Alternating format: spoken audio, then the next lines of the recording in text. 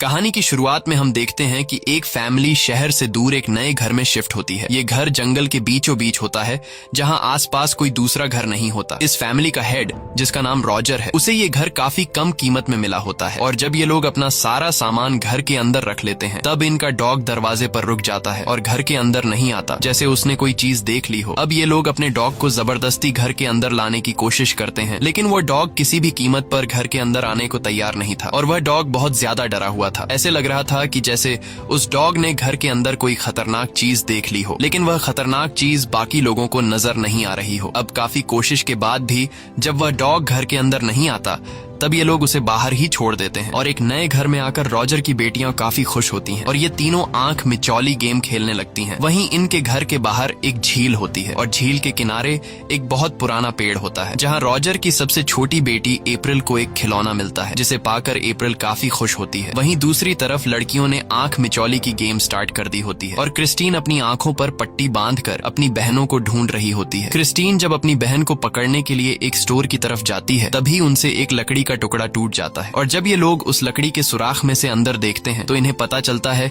कि अंदर एक दूसरा कमरा है जिसे इन लकड़ियों से छुपा दिया गया है। तभी इनके फादर भी वहां आ जाते हैं और इनके फादर सामने लगी लकड़ियों को हटाकर उस कमरे के अंदर घुस जाता है। अंदर बहुत ही ज्यादा अंधेरा होता है, इसलिए इनके फादर माचिस जलाकर जब अंदर देखता है, तो इसे पता चलता है कि ये एक बेसमेंट है जहाँ कुछ पुरानी चीजें रखी गई हैं। इसके बाद रॉजर वापस अपने बेटियों के पास आता है और इनसे कहता है कि अंदर कोई नहीं जाएगा, क्योंकि अंदर बहुत सारी मकड़ियां हैं जो तुम्हें काट लेंगी। इसके बाद रॉजर उस दरवाजे को बंद कर देता है। अब रात हो जाती है और सभी सोने के लिए अपने अपने रूम में जाने लगते हैं, लेकिन तभी बाहर इनका डॉग जोर जोर से भौंकने लगता है। कुत्ते को भौंकता हुआ देखकर इन्हें कुछ अजीब सा लगता है, लेकिन फिर ये लोग उस पर ज्यादा ध्यान नहीं देते और सो जाते हैं। अगली सुबह कैरोलीन जब नींद से जागती है, तो वो देखती है कि उसके पैर पर एक अजीब सा निशान है। उसे कुछ समझ नहीं आता कि अचानक ये निशान कैसे आए। और जब वो अपने कमरे से बाहर आती है, तो वो देखती है कि घर की सारी घड़ियां 3:07 पर बंद हो गई हैं। ये देखकर कैरोलीन परेशान हो जाती है और सीधा जाकर अपने हस्बैंड को ये सब बताती है। तब रॉजर अपनी वाइफ कैरोलीन से कहता है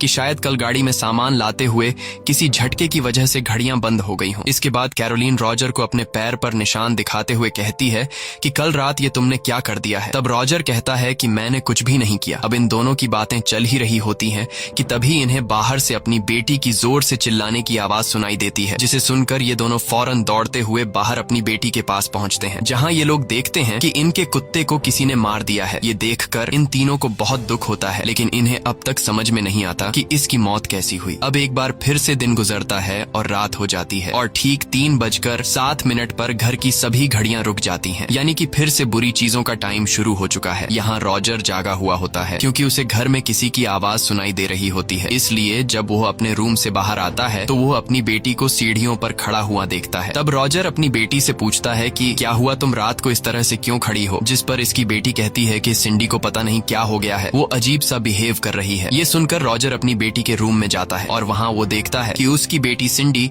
अपना सर सामने की अलमारी से पटक रही है। ये देखकर रॉजर को कुछ समझ नहीं आता कि आखिर उसकी बेटी ऐसा क्यों कर रही है, क्योंकि इसने पहले तो ऐसा कभी नहीं किया। इसके बाद रॉजर अपनी बेटी के पास जाता है और उसे हाथ से पकड़कर बेड पर सुला देता है। अगली सुबह एक बार फिर से कैरोलीन की बॉडी पर एक नया निशान आ गया होता है। ये देखकर कैरोलीन को लगता है कि शायद उसे कोई बीमारी हो गई। इसके बाद रॉजर जब काम के लिए जा रहा होता है, तभी उसे घर के छत से किसी के गिरने की आवाज सुनाई देती है। रॉजर जब वहाँ जाता है, तो वो देखता है कि छत से एक कबूतर नीचे गिरा हुआ है और वो कबूतर तड़प तड़प कर मर जाता है। ये देखकर रॉजर पूरी तरह से शॉक हो जाता है और रॉजर को भी समझ आ जाता है कि इस नए घर में कुछ न कुछ गड़बड़ है, क्योंकि जब से ये लोग इस नए घर में आए हैं, तब से अजीब सी चीजें होने लगी हैं। लेकिन फिर रॉजर कुछ खास ध्यान न देते हुए काम पर चला जाता है। रॉजर के जाने के बाद उसकी 3 बेटियां भी स्कूल चली जाती हैं।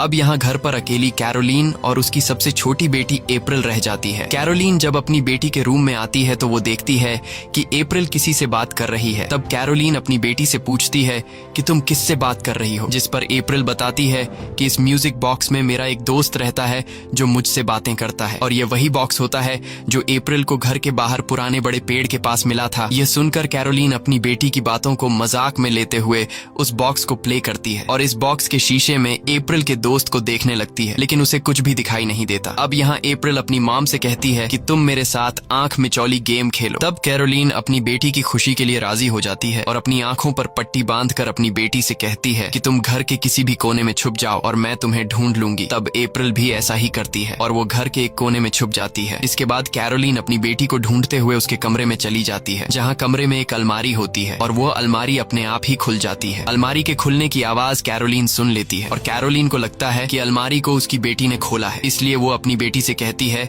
कि क्लैप करो। और तभी अलमारी में से 2 हाथ निकलते हैं और 2 बार क्लैप करते हैं। क्लैप की आवाज सुनकर कैरोलीन धीरे धीरे अलमारी की तरफ बढ़ने लगती है। अलमारी के पास पहुंचकर उसे किसी के सांस लेने की आवाज सुनाई देती है। कैरोलीन को लगा कि यह उसकी बेटी सांस ले रही है, इसीलिए वो उसे पकड़ने की कोशिश करती है, लेकिन सामने से आवाज आने के बावजूद उसके हाथ कुछ भी नहीं लगता। ये देखकर वो घबरा जाती है और जल्दी से अपनी आंखों से पट्टी उतार देती है। तब उसे सामने अलमारी में कोई भी नहीं दिखता और तभी पीछे से उसकी बेटी आती है। अपनी बेटी को देखकर कैरोलीन हैरान रह जाती है और वो अपनी बेटी से पूछती है कि तुम कहाँ थी। तब अप्रैल बोलती है कि मैं तो क्रिस्टीन के कमरे में थी। ये सुनकर कैरोलीन पूरी तरह से चौंक जाती है और उसे समझ नहीं आता कि अलमारी में से क्लैप किसने की। अब रात होती है और जब क्रिस्टीन अपने बेड पर सो रही होती है तभी उसका पैर कोई जोर से खींच लेता है, जिससे वो जाग जाती है। शुरू में क्रिस्टीन को लगा कि यह उसकी बहन का मजाक है, लेकिन जब वो देखती है कि उसकी बहन तो बगल में सो रही है जबकि उसका पैर सामने से खींचा गया है, इसलिए वो बेड के नीचे देखती है, पर बेड के नीचे कोई भी नहीं होता और तभी उसे दरवाजे के पीछे कोई दिखता है।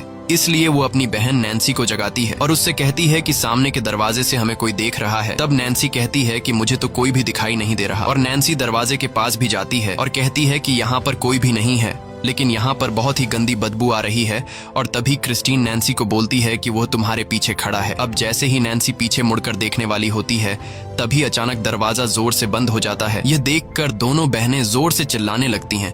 इनकी आवाज सुनकर रॉजर और कैरोलीन दौड़कर उनके पास आते हैं और उनसे पूछते हैं कि क्या हुआ। तब क्रिस्टीन बताती है कि सोते वक्त किसी ने मेरा पैर खींचा, लेकिन रॉजर उसकी बात सीरियस नहीं लेता और उससे कहता है कि शायद तुमने कोई सपना देखा होगा। मगर क्रिस्टीन कहती है कि वो कोई सपना नहीं था, बल्कि वो मेरे सामने आया और उसने कहा कि मैं तुम्हारी पूरी फैमिली को खत्म कर दूंगा। लेकिन रॉजर और कैरोलीन को लगा कि हमारी बेटी ने कोई बुरा सपना देखा है, इसलिए यह दोनों अपनी बेटी के रूम से चले जाते हैं और हम रात के वक्त इनके घर को देखते हैं, जो बिल्कुल एक सुनसान जगह पर होता है। यहाँ हम कैरोलीन को देखते हैं जिसे नींद नहीं आ रही होती, क्योंकि उसकी बॉडी पर हर रोज एक नया निशान पड़ने की वजह से वो परेशान हो रही होती है और उसे लगता है कि शायद उसे कोई मेडिकल प्रॉब्लम है। तभी उसे कमरे के बाहर से वही क्लैप की आवाज सुनाई देती है जो कुछ दिन पहले उसने अपनी बेटी के साथ आंख मिचौली की गेम खेलते हुए सुना था। इसलिए वो बाहर आती है, लेकिन बाहर कोई भी नहीं होता और अब वो जैसे ही सीढ़ियों के पास पहुंचती है तभी सीढ़ियों पर जितनी भी फोटोज लगी हुई थी वो अपने आप ही एक एक करके सब गिरने लगती हैं। ये देखकर कैरोलीन घबरा जाती है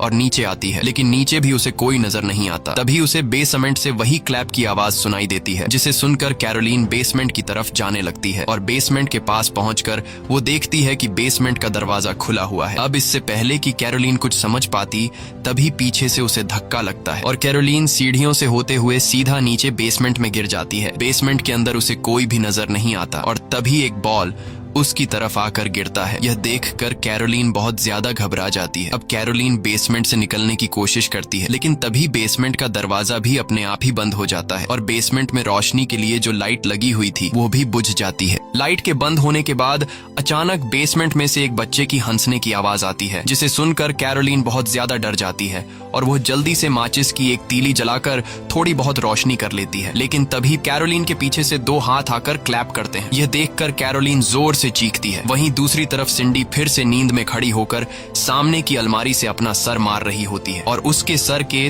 ठक ठक की आवाज से उसकी दूसरी बहन जाग जाती है और वो सिंडी को पकड़कर बेड पर सुला देती है। लेकिन तभी फिर से अलमारी के अंदर से वही टक टक की आवाज आती है, जिसे सुनकर एंडी अपनी छोटी बहन सिंडी को देखती है जो कि सो रही होती है और यह देखकर एंडी घबरा जाती है, क्योंकि पहले तो सिंडी अपना सर अलमारी से पटक रही थी, लेकिन पता नहीं अब भी कौन अलमारी से टक टक की आवाज कर रहा है। अब यह सब जानने के लिए एंडी जाकर अलमारी खोल देती है, लेकिन अंदर कोई भी नहीं होता और तभी बेड से सिंडी देखती है कि अलमारी के ऊपर एक औरत बैठी हुई है जो बहुत ही ज्यादा भयानक दिख रही है और तभी वो औरत एंडी पर कूद जाती है, जिससे यह दोनों लड़कियां जोर से चिल्लाने लगती हैं। उसी वक्त बाहर रॉजर काम से लौट रहा होता है और रॉजर अपनी बेटियों की चीखने की आवाज सुनकर दौड़ते हुए घर पर आता है। घर के अंदर आते ही उसे अपनी वाइफ कैरोलीन की बेसमेंट से आवाज आती है। तब रॉजर जल्दी से बेसमेंट का दरवाजा खोलकर अपनी वाइफ को बाहर निकाल लेता है, जिसके इसके बाद यह दोनों ऊपर अपनी बेटियों के रूम की तरफ जाने लगते हैं। ऊपर वाले रूम में पहुंचकर यह लोग देखते हैं कि उनकी बेटियां बहुत ज्यादा घबराई हुई हैं। रॉजर अपनी बेटियों से कहता है कि मुझे कोई बताएगा कि आखिर यहाँ पे क्या हुआ है। तब उसकी बेटियों के साथ यहाँ जो कुछ हुआ था वो सब कुछ रॉजर की बेटियां उसे बता देती है। साथ ही उसकी वाइफ भी रॉजर को बेसमेंट का सारा किस्सा बताती है। ये सब सुनकर रॉजर और उसकी पूरी फैमिली समझ जाती है कि इस घर में कुछ ऐसा है जो बहुत ही ज्यादा खतरनाक है। इसलिए अगले दिन रॉजर और उसकी वाइफ कैरोलीन एक कपल के पास जाते हैं, जिसमें से हस्बैंड का नाम एडम और उसकी वाइफ का नाम सोफिया है। ये दोनों पैरानॉर्मल एक्सपर्ट होते हैं जो भूत, शैतान या किसी सोल को काबू कर सकते हैं। यहाँ कैरोलीन एडम और सोफिया से कहती है कि मेरे घर में अजीब सी घटनाएं हो रही हैं, इसलिए आप दोनों मेरे घर पर आइए, हमें आपकी मदद की जरूरत है। लेकिन एडम और सोफिया इनके घर पर आने से इनकार कर देते हैं क्योंकि उन्हें लग रहा था कि यह इनका वहम हो सकता है। लेकिन यहाँ कैरोलीन बार बार इन दोनों से रिक्वेस्ट करती है और कहती है कि अगर तुम दोनों हमारे घर पर नहीं आए तो वो शैतान हमारी बेटियों को मार देगा। यह सुनकर एडम और सोफिया कैरोलीन की बात को सीरियस ले लेते हैं और इनके घर पर आने के लिए राजी हो जाते हैं। कुछ देर बाद यह दोनों कैरोलीन के घर पर पहुंच जाते हैं। घर पहुंचने के बाद इन दोनों को बताया जाता है कि जैसे ही यहाँ रात को 3:07 होते हैं तब सभी घड़ियां रुक जाती हैं और पूरे घर में से गंदी बदबू आना शुरू हो जाती है। साथ ही अजीब सी आवाजें भी आने लगती हैं। ये सब सुनकर एडम बताता है कि जितनी भी चीजें तुम लोगों ने अभी हमें बताई ये सब एक शैतान की निशानियां हैं। अब यहाँ इनके घर को एक्सप्लोर करते हुए एडम को पता चलता है कि इस घर में एक बेसमेंट भी है। ये पता चलते ही एडम और सोफिया बेसमेंट में जाते हैं। बेसमेंट में जाने के बाद सोफिया को अजीब से आवाजें सुनाई देती हैं, जिसे सुनकर सोफिया समझ जाती है कि यहाँ कोई बहुत ही खतरनाक चीज रहती है। इसके बाद ये सभी खाना खाने के लिए टेबल पर बैठ जाते हैं और यहाँ एडम माइक ऑन करके रिकॉर्डिंग स्टार्ट कर देता है। जिसके बाद एडम रॉजर से पूछता है कि जब यहाँ पर इतना कुछ हो रहा था तो तुम इस घर को छोड़कर गए क्यों नहीं। तब रॉजर बताता है कि मेरे पास जितने भी पैसे थे वो मैंने सब इस घर को खरीदने में लगा दिए, इसलिए अब मेरे पास और इतने पैसे नहीं हैं कि मैं एक दूसरा नया घर खरीद कर उसमें रह सकूं। दूसरी तरफ सोफिया घर की सबसे छोटी बेटी अप्रैल से बातचीत करती है और उससे पूछती है कि तुम्हारी मॉम ने मुझे बताया कि तुम किसी से बात करती हो। तब अप्रैल जवाब देती है कि वो मेरा दोस्त है और उसका नाम रोरी है और रोरी इस खिलौने में रहता है। ये सुनकर सोफिया अप्रैल से वह खिलौना लेती है और वह जब उस म्यूजिक बॉक्स को प्ले करती है तब उसे सच में म्यूजिक बॉक्स के सामने वाले शीशे में एक छोटा बच्चा दिखाई देता है। ये देखकर सोफिया अप्रैल से पूछती है कि तुम्हें यह खिलौना कहाँ पर मिला। तब अप्रैल बताती है कि मुझे यह खिलौना बाहर झील के किनारे पर खड़ा एक बड़े पेड़ के पास मिला। यह सुनकर सोफिया एडम के साथ सीधा उस बड़े पेड़ के पास आती है जहाँ पर अप्रैल को वह खिलौना मिला था और तभी सोफिया को कुछ ऐसा दिखाई देता है जिससे वो पूरी तरह से घबरा जाती है। यहाँ सोफिया एक औरत को देखती है जो उस बड़े पेड़ से लटकी हुई होती है। अब यहाँ सोफिया को धीरे धीरे सब कुछ समझ आने लगा था, इसलिए ये दोनों अंदर आते हैं और कैरोलीन से कहते हैं कि हमें तुम्हारे घर को पवित्र करना होगा। वैसे तो यहाँ पर बहुत सारी आत्माएं हैं, लेकिन यहाँ पर एक काला साया है जिसने आपके घर और इस घर की जमीन पर कब्जा कर लिया है और वह काला साया बहुत ही ज्यादा पावरफुल और खतरनाक है। साथ ही वह बताती है कि जब मैं आपके घर के अंदर आई थी तो मैंने उसी वक्त इस काले साये को देख लिया था। वो आपके पीछे खड़ी थी और दूसरी बार मैंने उसे तुम्हारी बच्चियों के पीछे देखा। ये काला साया तुम्हारी फैमिली के साथ जुड़ चुका है, इसलिए अगर तुम इस घर को छोड़कर चले भी जाओ तो काला साया तुम्हारा पीछा नहीं छोड़ेगी, क्योंकि अब उस काले साये ने तुम सभी लोगों को कब्जे में ले लिया है। तब रॉजर पूछता है कि अब हमें क्या करना होगा, जिस पर एडम जवाब देता है कि हमें इस घर में एक्सोर्सिज्म करना होगा। लेकिन यह सब करना इतना आसान नहीं, क्योंकि सबसे पहले हमें सबूत इकट्ठे करने होंगे कि इस घर में सच में काला साया है और फिर सबूत मिलने के बाद हमें उसे चर्च में देना होगा और चर्च का पादरी सबूत देखने के बाद ही यहाँ आकर एक्सोर्सिज्म करेगा। अब यहाँ एडम कहता है कि हमें ज्यादा देर तक यहाँ नहीं रुकना चाहिए, क्योंकि वह साया जो तुम्हें नुकसान पहुंचाना चाहता है हम उसके लिए खतरा हैं और वह कभी नहीं चाहेगा कि हम यहाँ पर ज्यादा देर तक रुकें। इसलिए ये दोनों वहाँ से चले जाते हैं और जब ये दोनों अपने घर पर पहुंचते हैं तब एडम रिकॉर्डिंग ऑन करके सुनता है जो उसने रॉजर के घर पर रिकॉर्ड की थी। लेकिन अजीब बात ये थी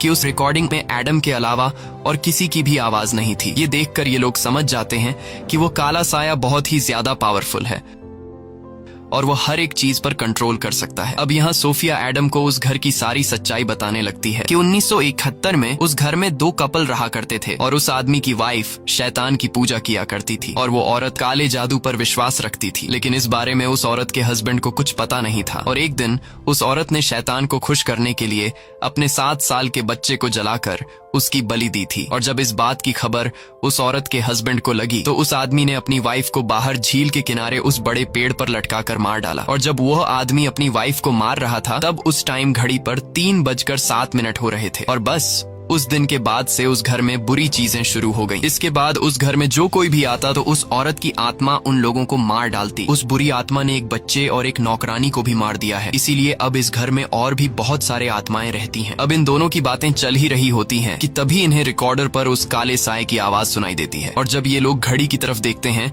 तब घड़ी में 3:07 हो रहे होते हैं। अगले दिन सोफिया और एडम एक पुलिस ऑफिसर और एक कैमरामैन के साथ उस घर पर जाते हैं ताकि ये लोग सबूत इकट्ठा कर सकें। ये लोग घर के हर एक कोने में माइक और कैमरा फिट कर लेते हैं ताकि यहाँ रात को कोई भी हरकत हो तो ये लोग उसे कैमरे में रिकॉर्ड कर सके। वहीं दूसरी तरफ सोफिया कैरोलीन से बात कर रही होती है। तब कैरोलीन सोफिया को अपनी फैमिली की फोटोज दिखाते हुए कहती है कि मैं अपने बच्चों से बहुत ज्यादा प्यार करती हूँ, इसलिए तुम जैसे भी करके उस काले साए से मेरे बच्चों को बचा लो। सोफिया जवाब में कहती है कि तुम परेशान मत हो, बस तुम अपने आप को मजबूत रखो। उस काले साए के सामने तुम खुद को जितना कमजोर करोगी वो तुम पर और ज्यादा हावी होने लगेगा। अब यहाँ पूरे घर में कैमरा और माइक फिट करने के बाद जब सारी तैयारियां हो जाती हैं तब ये लोग उस काले साए का इंतजार करते हैं। लेकिन आज रात उस घर में कुछ भी नहीं होता क्योंकि वो काला साया बहुत ही चालाक होता है और उस काले साए को इनकी चाल का पता चल जाता है। अगली सुबह सभी लोग मिलकर नाश्ता करते हैं और सोफिया कैरोलीन को आराम देने के लिए जब कपड़े तार पर सुखा रही होती है तभी अचानक एक कपड़ा उड़ जाता है और वह साया सोफिया के सामने खड़ा हो जाता है। लेकिन तभी वह कपड़ा उड़कर सीधा कैरोलीन के कमरे की खिड़की से जाकर चिपकता है। लेकिन जैसे ही वह कपड़ा खिड़की से हटता है सोफिया को उस काले साए का चेहरा साफ दिखाई देता है और अब वह काला साया कैरोलीन के कमरे में घुस चुका होता है। इसलिए सोफिया दौड़ते हुए कैरोलीन के कमरे की तरफ जाने लगती है। लेकिन इससे पहले कि सोफिया कैरोलीन के कमरे तक पहुंच पाती तब तक वह काला साया कैरोलीन के मुंह में एक ब्लैक कलर का लिक्विड डालकर कैरोलीन को पूरी तरह से खुद के कंट्रोल में कर लेता है। कैरोलीन जब जागती है तो उससे कुछ पता नहीं चलता कि उसके साथ क्या हुआ, बल्कि उसे लगा कि शायद उसने कोई बुरा सपना देख लिया है। अब एक बार फिर से रात हो जाती है और सभी लोग एक बार फिर से सबूत इकट्ठा करने के इंतजार में बैठे होते हैं। यहाँ इनके साथ जो पुलिस ऑफिसर होता है वह कमरे से बाहर चला जाता है और सभी लोगों को बेवकूफ समझने लगता है क्योंकि पुलिस ऑफिसर को भूत प्रेत पर विश्वास नहीं था। और तभी पुलिस ऑफिसर को एक लड़की की आवाज सुनाई देती है। पुलिस ऑफिसर जब यहाँ वहाँ नजर घुमाता है तब उसके सामने वही नौकरानी आती है जिसे यहाँ पर मार दिया गया था। वह नौकरानी उस पुलिस ऑफिसर को अपने दोनों कटे हुए हाथ दिखाती है और पुलिस ऑफिसर से कहती है कि देखो ये तुमने क्या कर दिया। ये देखकर पुलिस ऑफिसर की सारी हिकड़ी निकल जाती है और वह चिल्लाते हुए दौड़कर बाकी लोगों के पास पहुंच जाता है और उनसे कहता है कि मैंने यहाँ पर भूत देख लिया है। और तभी यहाँ रॉजर की बेटी सिंडी फिर से नींद में चलने लगती है। लेकिन अजीब बात ये होती है कि कैमरा अपने आप ही उसकी फोटोज लेने लगता है। ये देखकर सभी लोग धीरे धीरे सिंडी के पीछे जाने लगते हैं और सिंडी नींद में सीढ़ियों पर चढ़ते हुए आगे बढ़ती है। इस दौरान फिर से कैमरा अपने आप ही उसका फोटो शूट कर लेता है। इसके बाद सिंडी एक रूम के अंदर चली जाती है और दरवाजा अपने आप बंद हो जाता है। अब ये सभी लोग दौड़कर उस कमरे के पास आते हैं और दरवाजा खोलने की कोशिश करते हैं लेकिन दरवाजा नहीं खुलता। अच्छी बात ये होती है कि जिस कमरे के अंदर सिंडी चली गई होती है उस कमरे में इन लोगों ने माइक फिट कर दिए थे और अब ये लोग उस कमरे की रिकॉर्डिंग सुनने लगते हैं जहाँ इन्हें एक बच्चे की आवाज सुनाई देती है और वह बच्चा सिंडी से कहता है कि तुम मेरे पीछे आओ। अब यहाँ रॉजर को अपनी बेटी की फिक्र हो रही थी, इसलिए वह एडम के साथ मिलकर उस कमरे का दरवाजा तोड़ देता है। लेकिन कमरे के अंदर जाने पर रॉजर को अपनी बेटी कहीं पर भी दिखाई नहीं देती। ये लोग सिंडी को चारों तरफ ढूंढते हैं लेकिन सिंडी इन्हें कहीं पर भी नहीं मिलती। और तभी इन लोगों को सामने एक अलमारी दिखती है। जब ये लोग उस अलमारी को खोलते हैं तब उस अलमारी में एक बड़ा सा सुराख हुआ होता है और जब ये लोग सुराख के अंदर देखते हैं तो अंदर एक कोने में सिंडी बैठी होती है, जिसके बाद ये लोग सिंडी को सही सलामत वहां से निकाल लेते हैं। अब यहाँ अप्रैल जो रॉजर की सबसे छोटी बेटी होती है जिसे बाहर पेड़ के पास खिलौना मिला था, वह सोफिया को बताती है कि मेरा दोस्त रोरी जब ज्यादा डरा हुआ होता है तो वह उस अलमारी के पीछे उस कोने में बैठता है जहाँ पर अभी सिंडी बैठी थी। ये पता चलते ही सोफिया सीधा उस अलमारी के पीछे सुरंग में जाती है जहाँ सोफिया को एक रस्सी मिलती है। ये वही रस्सी होती है जिसे इस घर के सबसे पहले मालिक ने अपनी वाइफ को बाहर बड़े पेड़ से लटका दिया था। तभी अचानक सोफिया के पैरों के नीचे लकड़ी टूट जाती है और सोफिया सीधा नीचे बेसमेंट में गिरती है। वहां पर वही म्यूजिक बॉक्स भी रखा हुआ होता है और जब सोफिया उस म्यूजिक बॉक्स के शीशे में देखती है तो उसे रोरी की मॉम दिखाई देती है और तभी रोरी की मॉम उसके सामने आती है और रोरी की मॉम सोफिया से कहती है कि मैं अपने बच्चे रोरी को नहीं मारना चाहती थी लेकिन उस शैतान ने मुझसे ये जबरदस्ती करवाया। ये सुनकर वो शैतान रोरी की मॉम को गायब कर देता है और खुद रोरी की मॉम की बॉडी में आकर सोफिया को मारने लगता है। तब सोफिया किसी तरह करके खुद को बचाते हुए वहां से भागने लगती है, लेकिन तभी वो काला साया सोफिया के गले का लॉकेट पकड़कर खींच लेता है। लकीली उसी वक्त एडम बेसमेंट का दरवाजा खोलकर सोफिया को तो बचा लेता है, लेकिन अब उस काले साये के पास सोफिया का लॉकेट था जिसमें सोफिया की बेटी की फोटो थी। अब यहाँ सोफिया बाहर आकर सभी को बताती है कि मुझे पता चल गया है कि यहाँ पर जो काला साया है वो बच्चों की माँ को अपने वश में करके उससे जबरदस्ती उसके अपने ही बच्चों को मरवाता है। और कैरोलिन के बॉडी पर जो निशान आए हैं वो किसी बीमारी की वजह से नहीं आए, बल्कि यह उसी काले साये ने तुम्हें दिए हैं। और अब वह साया भी तुमसे तुम्हारे बच्चों को मरवाना चाहता है, जैसे उसने पहले भी यहाँ रहने वाले लोगों से करवाया। अब यहाँ पर जो साया होता है उसे पता चल जाता है कि मेरा राज खुल चुका है, और तभी घर का सारा सामान यहाँ वहाँ गिरने लगता है। इसके बाद वो साया रॉजर की बेटी नैन्सी को बालों से पकड़कर खींचता है और उसे सामने के दीवार से पटकता है, लेकिन यह लोग जैसे तैसे करके नैन्सी को छुड़ा लेते हैं। और फिर पूरी फैमिली इस घर से बाहर निकलकर इस घर को छोड़ने का फैसला कर लेते हैं, क्योंकि अब उनके पास सबूत भी आ चुके हैं जिससे यह लोग चर्च में दिखा सकते हैं। अब जैसे ही यह लोग यहाँ से जाने वाले होते हैं तभी सोफिया को पास के झील के पानी से अपनी बेटी की आवाज सुनाई देती है, जिसे सुनकर सोफिया घबरा जाती है और वो झील की तरफ जाती है, जहाँ झील के पानी में उसे अपनी बेटी की मरी हुई लाश दिखाई देती है। यह देखकर सोफिया बहुत ज्यादा डर जाती है और वो जल्दी से घर में वापस आकर अपने घर कॉल करके अपनी बेटी से बात करती है और उसे पता चलता है कि उसकी बेटी सही सलामत है। ये सब सुनकर सोफिया सुकून की सांस लेती है, लेकिन वह अपने हस्बैंड के गले लगकर रोते हुए कहती है कि यह उस काले साये की तरफ से हमें वार्निंग दी जा रही है। इसके बाद सोफिया और एडम चर्च के पादरी के पास पहुंचते हैं और उसे सारे सबूत दिखाते हैं। पादरी उन फोटोज में उस काले साये को देख लेता है, लेकिन पादरी कहता है कि हमें एक्सोर्सिज्म के लिए आगे से परमिशन लेनी होगी, जिसमें कुछ दिन लग सकते हैं। वहीं वह काला साया जान जाता है कि एडम और सोफिया को वार्निंग देने के बावजूद भी यह लोग अपने काम से पीछे नहीं हट रहे, इसलिए वो काला साया सोफिया की बेटी के पास जाता है जो अपने रूम में सो रही होती है, और तभी वह काला साया सोफिया की बेटी का पांव खींच लेता है। दरअसल यह काला साया यहाँ तक उस लॉकेट की वजह से पहुंच गया होता है, जो लॉकेट सोफिया से बेसमेंट में रह गया था, जिसमें सोफिया की बेटी की फोटो होती है। अब यहाँ वो साया जैसे ही सोफिया की बेटी को नुकसान पहुंचाने वाला होता है तभी एडम और सोफिया वहां पहुंच जाते हैं और अपनी बेटी को बचा लेते हैं। वहीं दूसरी तरफ हम कैरोलिन को देखते हैं जो अब पूरी तरह से उस काले साये के वश में आ चुकी है, और कैरोलिन ने अपनी दो बेटियां क्रिस्टीन और अप्रैल को गाड़ी में बिठाया होता है, जिसे कैरोलिन वापस उस साये वाले घर में ले जा रही होती है। अब जब रॉजर अपने नए घर में आता है तो वहां उसे उसकी बेटियां बताती हैं कि मॉम अजीब सा बिहेव कर रही थी और वो अपने साथ अप्रैल और क्रिस्टीन को गाड़ी में बिठाकर उस पुराने घर में ले गई है। ये पता चलते ही रॉजर एडम को कॉल करता है और उसे ये सारी बात बताता है। तब एडम कहता है कि मैं और सोफिया उस पुराने घर आ रहे हैं और तुम भी जल्दी से वहाँ पर पहुँचो। यहाँ सोफिया एडम से कहती है कि हमें जल्दी ही वहाँ पहुँचना होगा, क्योंकि वो साया कैरोलिन पर हावी हो चुका है और अब वो साया कैरोलिन से अपने बच्चों को मरवाएगा। कुछ देर बाद ये लोग वहाँ पहुँच जाते हैं। साथ ही ये लोग अपने साथ उस पुलिस ऑफिसर को भी लेकर आते हैं। यहाँ जब ये लोग घर का दरवाजा खोलने की कोशिश करते हैं तो दरवाजा अंदर से लॉक होता है, इसलिए पुलिस ऑफिसर बंदूक से शूट करके दरवाजे का लॉक तोड़ देता है और सभी लोग घर के अंदर चले जाते हैं। अब यह लोग जैसे ही बेसमेंट में जाते हैं तो वहाँ कैरोलिन अपनी बेटी क्रिस्टीन को मारने वाली होती है, लेकिन यह लोग कैरोलिन को पकड़कर क्रिस्टीन को छुड़ा लेते हैं। अब ये सब देखकर रॉजर की सबसे छोटी बेटी अप्रैल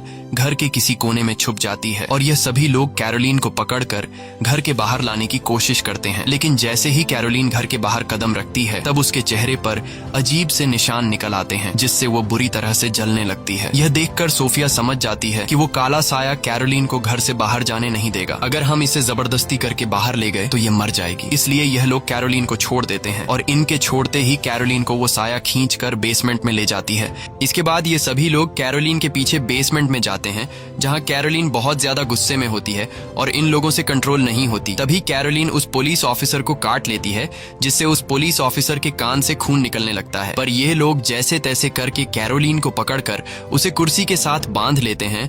वहीं दूसरी तरफ एडम का एक साथी अप्रैल को ढूंढने लगता है, जो कुछ देर पहले डर के मारे घर के किसी कोने में छुप गई होती है। अब यहाँ एडम कहता है कि हमें पादरी को बुलाकर इस जगह को पवित्र करना होगा, लेकिन सोफिया कहती है कि पादरी को यहाँ आने में टाइम लगेगा। जब तक पादरी यहाँ आएंगे तब तक कैरोलिन बच नहीं पाएगी, इसलिए अब एडम खुद एक्सोर्सिज्म करने के लिए तैयार हो जाता है। तब सोफिया एडम से कहती है कि ऐसा करना बहुत ही खतरनाक है, इसमें तुम्हारी जान भी जा सकती है, लेकिन एडम कहता है कि मुझे ऊपर वाले ने इसी काम के लिए बनाया है। इसके बाद एडम किताब पढ़ना शुरू कर देता है और एडम के मंत्र पढ़ने से उस काले साये को तकलीफ होने लगती है, जिस वजह से कैरोलिन के मुंह से खून निकलने लगता है। लेकिन एडम नहीं रुकता और मंत्र पढ़ता जाता है। अब देखते ही देखते बेसमेंट की जमीन हिलने लगती है और घर के बाहर काले कौवे आकर मंडराने लगते हैं और जिस कुर्सी पर कैरोलीन बैठी होती है वह अपने आप ही हवा में उड़ जाती है। यह देखकर एडम और भी तेजी से मंत्र पढ़ने लगता है और तभी वह कुर्सी उलट जाती है। अब वह काला साया एडम के मंत्र को रोकने के लिए उस कुर्सी को नीचे जमीन पर गिरा देता है,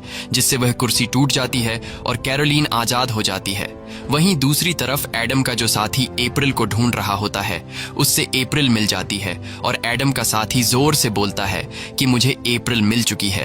वह किचन के नीचे है और यह आवाज कैरोलीन भी सुन लेती है, जिसे सुनकर कैरोलीन अप्रैल को मारने के लिए दौड़ती है और वह अप्रैल के काफी करीब पहुंच जाती है। अब कैरोलीन जैसे ही कैंची उठाकर अप्रैल को मारने वाली होती है तभी वहां पर एडम आकर एग्जॉर्सिज्म कंप्लीट कर देता है। एग्जॉर्सिज्म कंप्लीट होने के बाद वह शैतान कमजोर होने लगता है और अब यहाँ एडम उस शैतान का असली नाम पुकारता है और कहता है कि बेंसी माँ, मैं तुम्हें कसम देता हूँ कि ईश्वर की मर्जी से तुम वापस नरक चले जाओ। अपना असली नाम सुनकर उस शैतान को कुछ होने लगता है, लेकिन अब भी वह कैरोलीन की जान छोड़ने को तैयार नहीं था। पर तभी यहाँ सोफिया ऊपर के एक सुरंग से अपना हाथ निकालकर कैरोलीन के सर पर रखती है और उसका हौसला बढ़ाती है और कहती है कि तुम इस शैतान को हरा सकती हो, बस अपने आप को मजबूत रखो। साथ ही सोफिया कैरोलीन को उसकी फैमिली के अच्छे पल याद करवाती है और कहती है कि याद है तुमने मुझसे कहा था कि तुम अपनी फैमिली से बहुत ज्यादा प्यार करती हो। और कैरोलीन अपनी फैमिली को याद करके होश में आने लगती है और आखिर में कैरोलीन की फैमिली और उसके बच्चों की यादें उस शैतान को उससे दूर कर देती हैं। अब कैरोलीन धीरे धीरे वापस नॉर्मल हालत में आने लगती है और वह शैतान कैरोलीन की बॉडी को छोड़कर चला जाता है। होश में आने के बाद कैरोलीन अपने बच्चों को गले लगाती है और इसी के साथ सच्ची कहानी पर बनाई गई यह फिल्म खत्म हो जाती है। अगर आपको यह वीडियो अच्छी लगी हो